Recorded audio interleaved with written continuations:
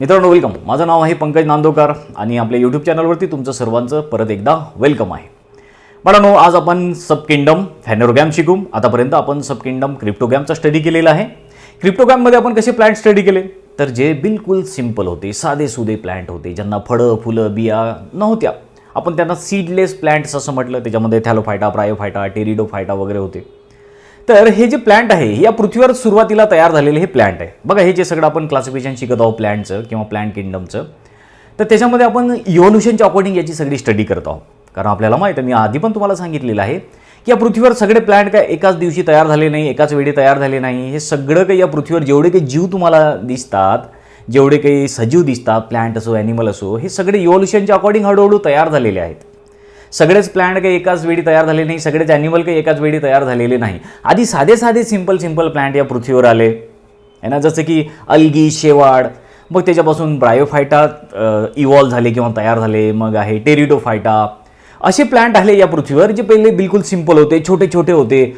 मग हळूहळू इव्हॉल्युशन होत गेलं, मोठे प्लांट तयार होत गेले. असे प्लांट होते या पृथ्वीवर आधी की ज्यांना फळं फुलं बिया वगैरे काही नव्हत्या. मग आता त्याच्यामध्ये इव्हॉल्युशन होत गेलं. मग असे प्लांट तयार होत गेले की ज्यांना आता बिया लागल्या, फळं लागले, फुलं लागले.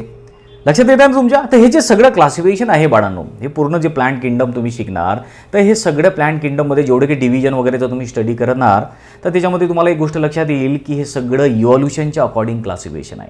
जसं इव्हॉल्युशन होत गेलं, उत्क्रांती होत गेली, तसं या पृथ्वीवर वेगळे प्लांट तयार होत गेले. सिंपल प्लांटपासून कॉम्प्लेक्स प्लांट, छोट्या प्लांटपासून मोठे प्लांट तयार होत गेले. ही सगळ्यात आधी बेसिक गोष्ट तुमच्या डोक्यात ठेवा, म्हणजे तुम्हाला हे सगळं स्टडी करताना इझी जाईल.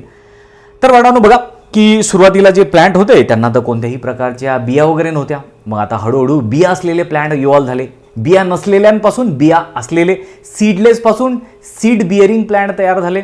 आणि त्या सीड बिअरिंग प्लांटला मग जे आहे आपण फॅनेरोगॅम्स असं म्हणतो बाळांनो. काय म्हणतो आपण त्यांना? फॅनेरोगॅम्स, किंवा याला स्पर्मॅटोफायटा असं म्हटलं जातं. बघा, फॅनेरोगॅम्सला स्पर्मॅटोफायटा म्हणतात. हे सुद्धा इथे लक्षात ठेवा. बघा, हा वर्ड कसा फॉर्म झालेला आहे? स्पर्मा म्हणजे सीड आणि फायटा म्हणजे प्लांट. आता आपण अशा प्लांटचा स्टडी करणार की ज्यांना बिया येतात, सीड्स असलेले प्लांट्स आपण स्टडी करणार, ज्याला आपण फॅनेरोगॅम्स असं सुद्धा म्हणतो. आता या फॅनेरोगॅम्सला परत 2 ग्रुपमध्ये डिवाईड केलेलं आहे. एक सिंपल तुमच्यासमोर हे प्रेझेंटेशन मी दाखवलेलं आहे, याच्यामधून तुम्हाला समजेल बाळांनो. बघा काय आहे सगळ्यात आधी, तर फॅनेरोगॅम्स म्हणजे बिया असलेले सीड असलेले प्लांट. आणि मग परत त्याचे 2 ग्रुप तयार होतात. आतापर्यंत बिया नसलेल्या प्लांटचा आपण स्टडी केला, आता बिया असलेल्या प्लांटचा आपल्याला स्टडी करायचा आहे. बिया असलेल्या प्लांटला आपण फॅनेरोगॅम्स असं म्हणणार. फॅनेरोगॅमचे परत 2 ग्रुप तयार होतात. एक म्हणजे जिम्नोस्पर्म आणि दुसरा ग्रुप आहे अँजिओस्पर्म. बरोबर आहे. आता दोन्ही याचा एक करून आपल्याला स्टडी करायचं आहे. तर बघा, हे जो जिम्नोस्पर्म आहे, काय म्हटलेलं आहे? जिम्नोस्पर्म म्हणजे कोणते प्लांट? Beer naked seed. याला बिया तर येतात, याला सीड तर आहेत, पण हे सीड नेकेड आहेत. म्हणजे काय की जनरली आपण बिया बघतो ना, सीड त्या फळाच्या आतमध्ये असतात. पण या प्लांट, हे जे जिम्नोस्पर्म प्लांट आहेत, यांच्यामध्ये बिया ज्या आहेत, सीड ज्या आहेत, फळाच्या आतमध्ये नसतात, बाहेरच असतात. त्या नेकेड असतात. नेकेड म्हणजे जसे कपडे न घातलेला म्हणतो ना आपण, तशा प्रकारे बाहेरूनच आपल्याला बिया दिसतात. कुठेतरी प्लांटच्या एखाद्या पार्टवर, पानांवर किंवा मग झाडाचा जो सरफेस आहे त्याच्यावरती ह्या बिया लागलेल्या आपल्याला दिसतात, म्हणजे नेकेड असतात त्या. म्हणून यांना जिम्नोस्पर्म असं म्हटलेलं आहे. हा वर्ड कसा फॉर्म झालेला आहे जिम्नोस्पर्म, ते सुद्धा मी तुम्हाला पुढे सांगतो. तर लक्षात घ्या, फॅनेरोगॅम्स बिया असलेले प्लांट, त्याचे 2 ग्रुप, एक म्हणजे जिम्नोस्पर्म, दुसरा अँजिओस्पर्म. जिम्नोस्पर्ममध्ये कसे प्लांट आहेत? असे प्लांट आहे की त्यांना बिया ज्या आहेत त्या नेकेड आहेत. आणि अँजिओस्पर्ममध्ये तुम्हाला दिसते की बियर सीड इनसाइड फ्रूट्स. म्हणजे अँजिओस्पर्ममध्ये ज्या सीड आहेत, हे सुद्धा सीडवालेच प्लांट आहेत, पण यांच्या सीड फळाच्या आतमध्ये लागतात. जनरली आपण बघतो ना, आंबा खातो, त्या आंब्याची जी सीड असते, बी असते, कोय म्हणतो आपण त्याला, तर ती फळाच्या आतमध्ये असते. टरबूज आपण खातो, बिया फळाच्या आतमध्ये.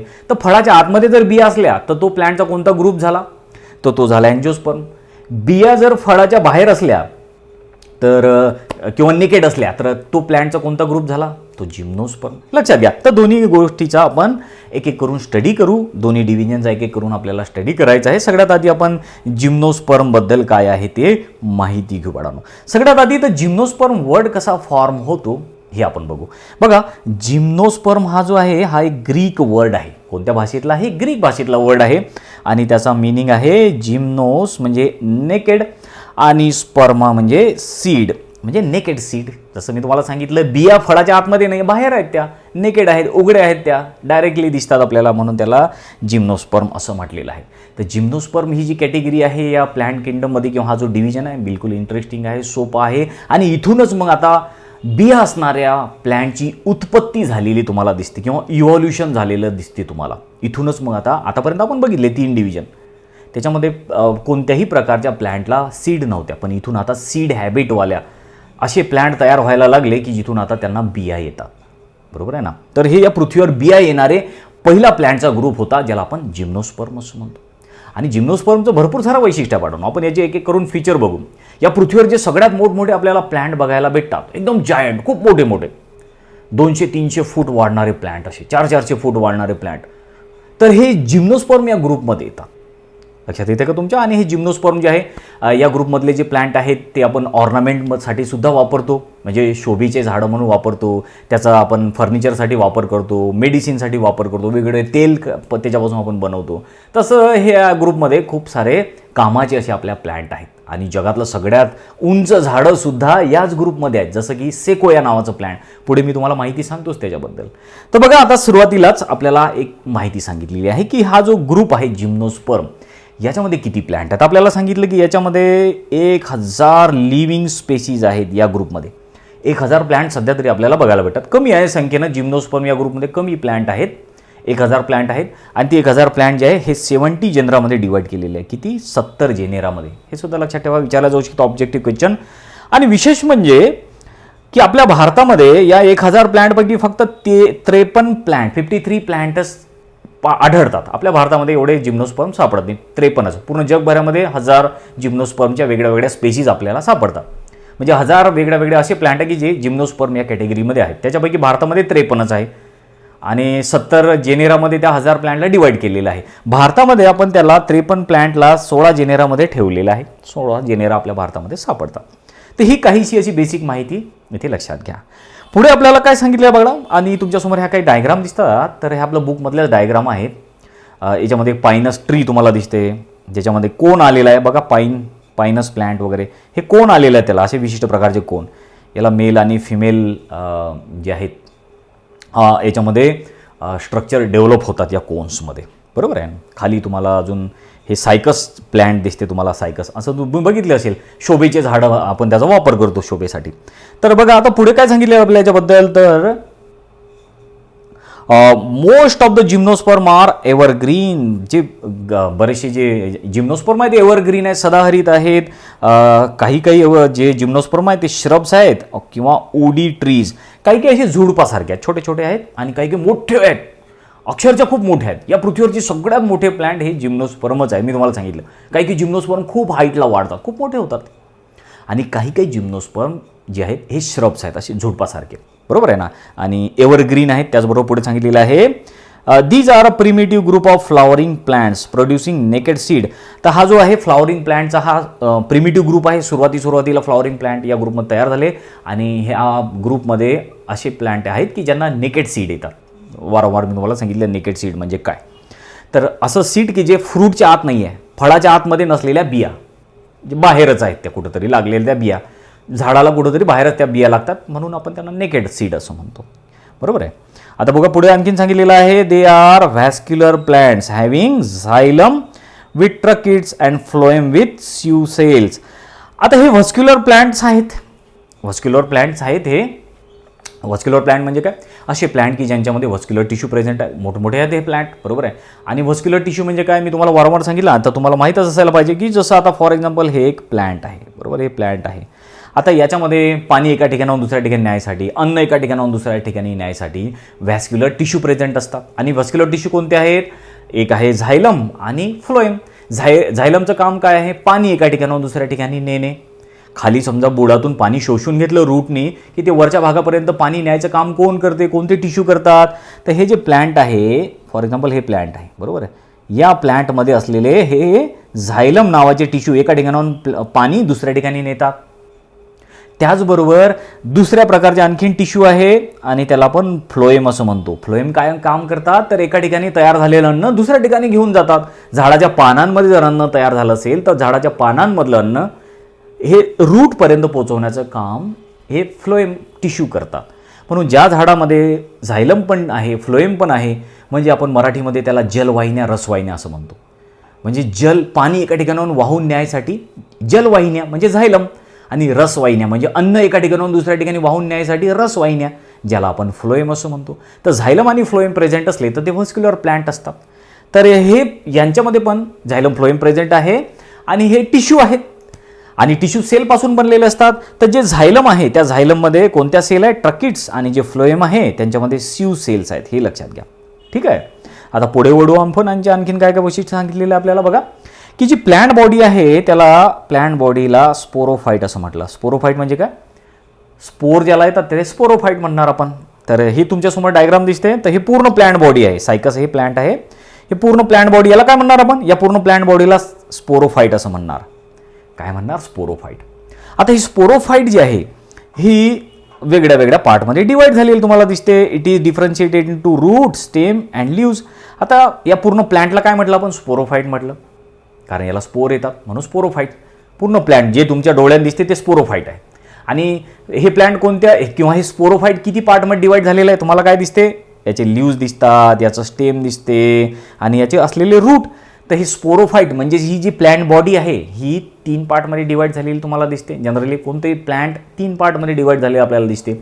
त्याचे रूट असतात, त्याचं स्टेम आणि त्याचे लीव्स असतात, है ना. तसंच ही प्लांट बॉडी किंवा स्पोरोफाईट रूट, स्टेम, लीव्समध्ये डिवाइड झालेलं आहे.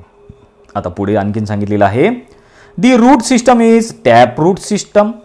याच्यामध्ये जे रूट आहेत ते टॅप रूट आहेत. आता टॅप रूट, ॲडव्हान्टेटियस रूट वगैरे असतात, टॅप रूट असतात. हे सगळं माहिती आपण पुढे मॉर्फोलॉजीमध्ये शिकूच बाळांनो. तर टॅपरूट म्हणजे काय? एक मेन रूट आणि त्याला आलेले आजूबाजूचे आणखीन काही रूट, त्याच्यापासून टॅपरूट तयार होतात. बघा फॉर एक्झाम्पल आता हे एक प्लांट मी काढलेलं आहे तुमच्यासमोर. ठीक आहे, हे एक प्लांट काढलेलं आहे मी तुमच्यासमोर. तर आता हे या प्लांटचे एक मेन रूट आणि याला बाकीचे असे अदर लागलेले काही रूट्स आहे. ठीक आहे, हे मेन रूट आणि याला लागलेले बाकीचे रूट. मग अशा प्रकारची जी रूट सिस्टम तयार झाली त्याला टॅप रूट सिस्टम आपण असं म्हणतो. लक्षात येत आहे का? तशा वेगळ्या वेगळ्या टॅप रूट, ॲडव्हान्टेजियस रूट वगैरे हे सगळी माहिती पुढे आपण घेऊच. तर यांच्यामध्ये टॅप रूट आपल्याला दिसतात. त्याचबरोबर पुढे काय सांगितलेलं आपल्याला? In some root form symbiotic association with other life form. त्याचबरोबर काही रूट असे आहेत की जे दुसऱ्या ऑर्गॅनिझमसोबत सुद्धा राहतात. कसे राहतात आता हे रूट दुसऱ्या ऑर्गॅनिझमसोबत? आणि सिम्बायोटिकली राहतात. मी तुम्हाला सिम्बायोसिसचा अर्थ पण सांगितला आहे. सिम्बायोसिस म्हणजे काय? मिळून मिसळून राहणे, एकमेकाला मदत करत राहणे. तर या जिम्नोस्पर्ममध्ये असे काही प्लांट आहेत की ज्यांच्या रूटवर बाकीचे सुद्धा ऑर्गॅनिझम राहतात, मिळून मिसळून राहतात, एकमेकाला मदत करत जगतात. कसे जगतात बघा, ते एक्झाम्पलमधून पण समजून घेऊ. जसं आपल्याला सांगितलेलं आहे, coralloid roots of Cycas show association with blue green algae. काय म्हटलेलं आहे की सायकस नावाचा एक प्लांट आहे आणि त्या सायकसमध्ये काही विशिष्ट प्रकारचे रूट आपल्याला सापडतात. त्या विशिष्ट प्रकारच्या रूटला, काही स्पेसिफिक रूटला आपण कोरियालॉइड रूट असं म्हणतो. काय म्हटलं त्याला? कोरियालॉइड रूट. कुठे सापडतात? सायकसमध्ये. विचारला जाऊ शकतो क्वेश्चन. आता या रूटचं काय वैशिष्ट्य आहे मग? सायकस नावाचं झाड तुमच्या समोर दिसतेच आहे. तर या सायकस नावाच्या झाडामध्ये काही याच्यामध्ये स्पेसिफिक असे रूट आहेत, याला मुळं आलेले आहेत आणि त्या मुळांमध्ये काही विशिष्ट प्रकारचे ऑर्गॅनिझम राहतात. त्या मुळाच्या आतमध्ये राहतात, रूटच्या आतमध्ये ऑर्गॅनिझम राहतात. काय नाव आहे त्या ऑर्गॅनिझमचं? ब्लू ग्रीन अल्गी किंवा त्याला आपण सायनोबॅक्टेरिया असं म्हणतो. नील हरित शैवाल असं म्हटलं जातं त्याला मराठीत. बघा इंटरेस्टिंग आहे. आता हे नील शैवाल काय करतात? त्या रूटच्या आतमध्ये राहतात. हे सायनोबॅक्टेरिया त्या रूटच्या आतमध्ये राहतात आणि त्या रूटला म्हणजे त्या झाडाला हे सायनोबॅक्टेरिया मदत करतात. लक्षात घ्या कशा प्रकारे मदत करतात. कारण की हे सायनोबॅक्टेरिया काय करतात किंवा जी ब्लू ग्रीन अल्गी आहे ती काय करते? आजूबाजूचा वातावरणातला जो नायट्रोजन आहे तो नायट्रोजन ॲब्झॉर्ब करून घेते आणि त्या झाडाला देऊन टाकते. त्या रूटला तो नायट्रोजन देऊन टाकते आणि त्यामुळे नायट्रोजन तर झाडासाठी आवश्यक आहेच आणि त्या नायट्रोजन घेतल्यामुळे त्या झाडाची भरभर वाढ होते. अशा प्रकारे हे जे सायकस प्लांटमध्ये आपल्याला जे रूट सापडतात त्याला आपण कोरियालॉइड रूट असं म्हणतो. त्याच्यामध्ये ब्लू ग्रीन अल्गी प्रेझेंट असते. आपल्याला एक डायग्राम पण दिलेली, आपल्या बुकमधली डायग्राम आहे बघा तुम्ही. ही तर काय दाखवलेलं बघा, ही डायग्राम ही कोरियालॉइड रूट ऑफ सायकसचे कोरियालॉइड रूट आणि त्याचा आपण TS घेतलेला आहे. डायग्राम नंबर C बघा तुम्ही. आता खालची ही डायग्राम बघा. कोरियालॉइड TS ट्रान्सफर सेक्शन घेतला. जेव्हा आपण कापतो याला तेव्हा आपल्याला काय दिसते? याच्या आतमध्ये हे ब्लू ग्रीन अल्गी दिसतात. या रूटच्या आतमध्ये ब्लू ग्रीन अल्गी प्रेझेंट आहे, शेवाळ किंवा सायनोबॅक्टेरिया प्रेझेंट आहेत. आणि मग हे सायनोबॅक्टेरिया काय करतात, आजूबाजूचा नायट्रोजन ॲब्झॉर्ब करतात, तो झाडाला देऊन टाकतात, मग झाडाची वाढ होते बरोबर त्याच्यापासून. म्हणजे हे काय झालं, सिम्बायोटिक असोसिएशन झाली, एकमेकाला मदत करत जगणे याला असं म्हणतात. म्हणजे या रूटनी काय केलं, रूटनी या सायनोबॅक्टेरियाला जगायसाठी आधार दिला, घर दिलं, राहायसाठी जागा दिली. आणि त्याच्या बदल्यात सायनोबॅक्टेरियानी काय केलं, तर त्या झाडाला आजूबाजूच्या वातावरणातला नायट्रोजन दिला, नायट्रोजन ॲब्झॉर्ब केला आणि तो झाडाला देऊन टाकला. म्हणजे दोघांनी एकमेकाला मदत केली, एकाने त्याला राहायला सहारा दिला, दुसऱ्याने त्याला जेवण पुरवलं. लक्षात आलं का, हे सिम्बायोटिक असोसिएशन आहे. पुढे आणखीन आपल्याला सांगितलेलं बाळांनो, रूट ऑफ पायनस, पायनसची जी रूट आहे त्याच्यामध्ये सुद्धा आपल्याला एक असोसिएशन बघायला भेटते, association with endophytic fungi called mycorrhiza. आता बघा पुढे, आता जे पायनस नावाचं जे प्लॅन्ट आहे त्याची जी रूट आहे त्याच्यावरती आपल्याला फंजाय वाढलेली दिसते. आणि अशा प्रकारचं जे कॉम्बिनेशन आहे, झाडाची रूट आणि फंजाय यांच्या कॉम्बिनेशन आपलं मायकोरायझा असं म्हणतो. ह्याच्यावर हे डायग्राम बघा, हे तुम्हाला समोर, हे तुमच्यासमोर ही डायग्राम आहे, बरोबर आहे, ही डायग्राम तुमच्यासमोर. हे प्लॅन्ट दिसते तुम्हाला, प्लॅन्टची ही रूट आहेत, आतमध्ये हे सगळे वाढलेले रूट तुम्हाला दिसतात. या रूटवर फंजाय आलेली आहे. रूट आणि या फंजाय म्हणजे हायर प्लॅन्टची रूट आणि फंजाय यांच्या कॉम्बिनेशनला आपलं मायकोरायझा असं म्हणतो. हे दोघं एकमेकाला मदत करतात. जसं की फॉर एक्झाम्पल बघा की हे आहेत या झाडाचे रूट असे आलेले, ठीक आहे, हे रूट आले, आपण रूट काढले फॉर एक्झाम्पल, हे रूट आहे झाडाचे. आता रूटच्या वरती किंवा रूटच्या आतमध्ये सुद्धा जर समजा फंजाय रूटच्या आतमध्ये असले तर इंडोमायकोरायझा म्हणतात त्याला. बुरशी फंजाय रूटच्या आतमध्ये जर गेली तर इंडोमायकोरायझा, बुरशी जर रूटच्या वरती जर असली तर इक्टोमायकोरायझा त्याला असं म्हटलं जातं. बघा आता जर समजा हे रूट काढले मी, या रूटच्या वरती फंजाय आलेली आहे, बुरशी, आणि या बुरशीच्या झाडाला फायदाच आहे. मग हा काय झालं, फंजाय आणि झाडाची रूट या दोघांच्या कॉम्बिनेशनला काय म्हटलं, मायकोरायझा असं म्हटलं. आणि रूट जर फंजाय बुरशी जे आहे हे रूटच्या वर असली तर इक्टोमायकोरायझा. काय म्हटलं, इक्टो, मी लिहून देऊ का तुम्हाला, बघा इथे नोट करतो मी, इक्टोमायकोरायझा, बरोबर आहे. आणि आतमध्ये असलं, फंजाय रूटच्या आतमध्ये असलं तर इंडोमायकोरायझा, इंडोमायकोरायझा, ठीक आहे. तर अशा प्रकारे ही कॉम्बिनेशन याचं तयार झालेलं आहे, सिम्बायोटिक असोसिएशन तयार झालेली आहे. दोघांनी एकमेकाला मदत केली, फंजायनी रूटला म्हणजे झाडाला मदत केली, झाडांनी पण फंजायला आसरा दिला. तर अशा प्रकारे दोघं एकमेकाला सिम्बायोटिकली मदत करतात, सिम्बायोटिकली जगतात, ठीक आहे. तर आता पुढे वळू आपण, आणि पुढे आपल्याला काय सांगितलं आणखीन जिम्नोस्पर्मबद्दल माहिती. तर बघा, in gymnosperm stem is mostly erect. Stem कसं आहे, मोस्टली इरेक्ट आहे, तुम्हाला दिसतेच. आता हे बघा, हे झाड बघा, हे झाड बघा, याचं स्टेम तुम्हाला इरेक्ट दिसते, मोठं वाढलेलं सरळ. त्याचबरोबर एरियल आहे, झाडाचा स्टेम कसा आहे, एरियल म्हणजे काय, जमीनच्या वरती जर असलं तर आपण त्याला एरियल रूट म्हणतो. आणि जमीनच्या आतमध्ये जर स्टेम जर असलं तर आपण त्याला अंडरग्राऊंड स्टेम असं म्हणतो. आणि मातीच्या वर असलं, समजा मातीच्या वर जर स्टेम असलं तर एरियल स्टेम होईल ते, बरोबर आहे. स्टेम कसं आहे, इरेक्ट आहे, एरियल आहे, सॉलिड आहे, सिलेंड्रिकल आहे. झाडाचं स्टेम कसं दिसते तुम्हाला, सॉलिड भरीव आणि सिलेंड्रिकल दिसते पण तुम्हाला या डायग्राममध्ये, है ना. आणि मातीच्या वर आहे, ते हवेमध्ये आहे, म्हणून एरियल स्टेम म्हटलं त्याला. अशा प्रकारच्या स्टेमला काय म्हणतो आपण, एरियल स्टेम. पुढे काय सांगितलेलं आहे, secondary growth is seen in gymnosperm due to presence of cambium. हे पण आता खूप लक्षात ठेवायचं तुम्हाला. सेकंडरी ग्रोथ म्हणजे काय, झाडाची खूप मोठी वाढ होणे, सेकंडरी ग्रोथ. आणि का बरं सेकंडरी ग्रोथ होते, जर कॅम्बियम प्रेझेंट असलं, कॅम्बियम विशेष प्रकारचे ते टिश्यू वगैरे झाडातले ते जर प्रेझेंट असले, कॅम्बियम जर झाडामध्ये असलं तर झाडाची सेकंडरी ग्रोथ होते, वाढ होते. कॅम्बियम जर प्रेझेंट नसलं तर झाडाची वाढ होत नाही, सेकंडरी ग्रोथ होत नाही, झाड उंच वाढत नाही. हे लक्षात ठेवा, बरोबर आहे. पुढे आता समजून घेऊ पण की in cycas it is usually unbranch. Cycas कसं आहे, जे सायकस प्लांट आहे तुमच्या समोर दिसते आता, हे बघा सायकस अनब्रांच आहे, याला ब्रांचेस आहे का, नाही, अनब्रांच.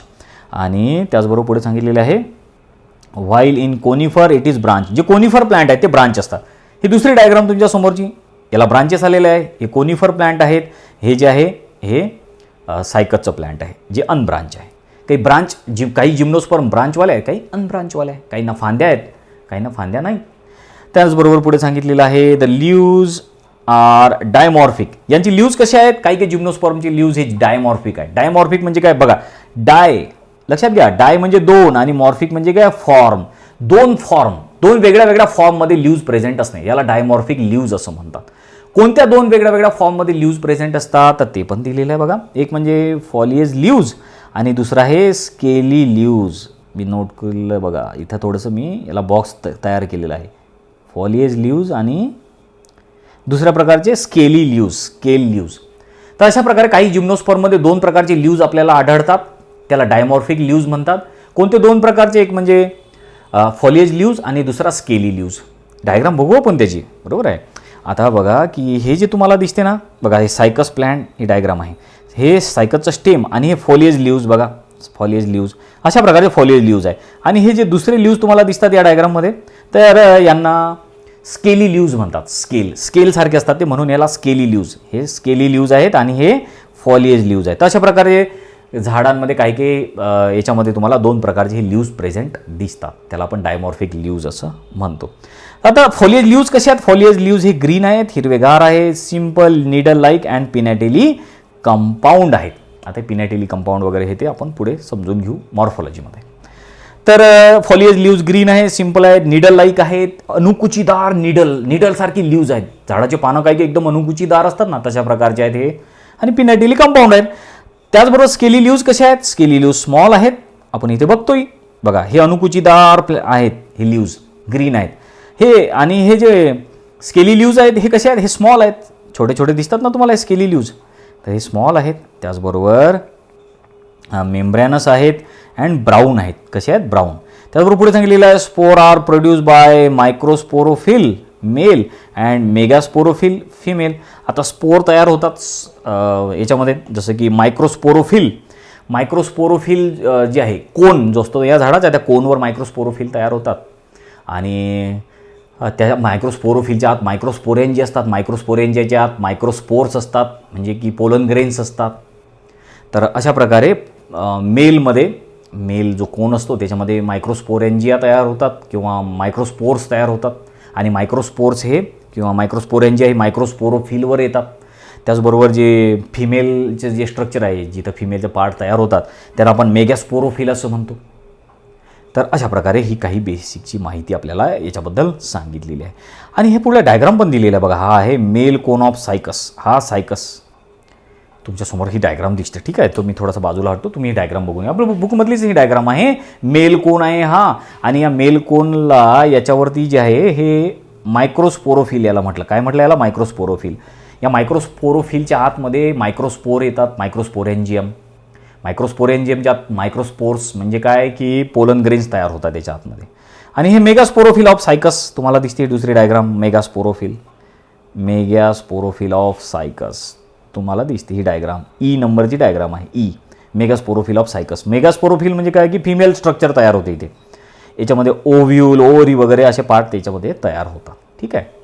तर अशा प्रकारे ही काही माहिती आपल्याला इथे दिलेली आहे. आता पुढे लास्ट या पार्टकडे आपण आलेलं आहे, आणि त्याच्यामध्ये पहिले तर आपण इकॉनॉमिक इम्पॉर्टन्स समजून घेऊ काय आहेत. इकॉनॉमिकली काय काय कामाचे आहेत आपल्या हे जिम्नोस्पर्म. तर बघा आपल्याला काय सांगितलेलं आहे, सायकस जो आहे plant is grown as a ornamental plant. Ornamental म्हणून शोभेचे झाडं म्हणून आपण त्या सायकसला लावतो है ना. जसं आपण आधी पण बघितलं तर या डायग्राममध्ये बघा, हा सायकस आहे ना, आपण आपल्या बगीच्यामध्ये लावतो, सार्वजनिक गार्डनमध्ये पण असते, बगीच्यामध्ये पण असते. हे झाड सायकस ऑर्नामेंट म्हणून आपण वापर करतोय, शोभेचे झाडं म्हणून. पुढे सांगितलेला आहे जो पाईनस जो प्लांट आहे पाईन्स, तर use as a source of pinewood. पाईनसपासून आपण पाईनवूड त्याच्यापासून फर्निचर वगैरे तयार करतो. टर्पेंटाईल ऑइल तयार केल्या जाते, पाईन रेझिन तयार केले जाते या पाईनसपासून. ते त्याची इकॉनॉमिकल इम्पॉर्टन्स आपल्याला काही दिलेली आहे. आता जाता जाता लास्टमध्ये एक सेक्शन, आणि तो आहे डू यू नो म्हणून. इंटरेस्टिंग आहे जिम्नोस्पर्मबद्दल. याच्याबद्दल आपल्याला आणखीन या डू यू नो सेक्शनमधून खूप माहिती भेटणार आहे, त्यामुळे चांगल्या तऱ्हेनं समजून घ्यायच्या बाळांनो. बघा काय सांगितलेलं आहे, gymnosperm like ginkgo बायलोबा is called living fossil. याच्यावर खूप सारे क्वेश्चन्स विचारले जातात, त्यामुळे तुम्ही लक्षात ठेवा की लिव्हिंग फॉसिल कोण आहे, लिव्हिंग फॉसिल कोणाला म्हटलं जातं, लिव्हिंग फॉसिल कोणत्या ग्रुपमध्ये आहे, किंवा गिंको बायलोबा हा लिव्हिंग फॉसिल आहे. तर गिंको बायलोबा हे प्लांट जे आहे हे कोणत्या डिव्हिजनमध्ये आहे, जिम्नोस्पर्म आहे, हे लक्षात घ्या.